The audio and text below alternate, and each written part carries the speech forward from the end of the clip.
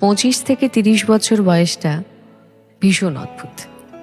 বেশিরভাগ মেয়ে দিদি এই সময়টায় বিয়ের 3-4 বছর সময় চলে। কারোর কারোর হয়তো আবার 1-2 ছোট ছোট ছানাও হয়। হয়তো তখনও সংসারের মায়ার ধাঁধায় কেউ আটকে পড়েনি।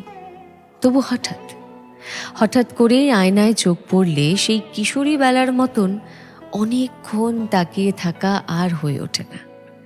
এই বয়সটা ভীষণ একলা, ভীষণ হিসেবে। 18-র তরুণীর মতন চাইলেই দুচোখ ভরে কাজল পরে ঝুম বৃষ্টি ভেজা হয়ে ওঠে না। লোকের ন্যাকামো বলে।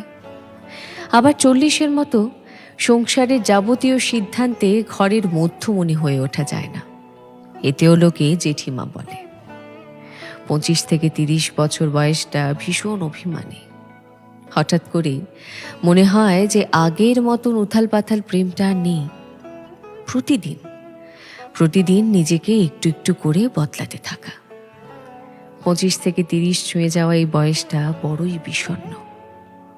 একটা ভীষণ চঞ্চল পাখি খাঁচায় বন্দি হওয়ার অনেক দিন বাদে পালাবার আশা ছেড়ে দিয়ে খাঁচাটাকে ভালোবেসে ফেলার মতন বিষণ্ণ।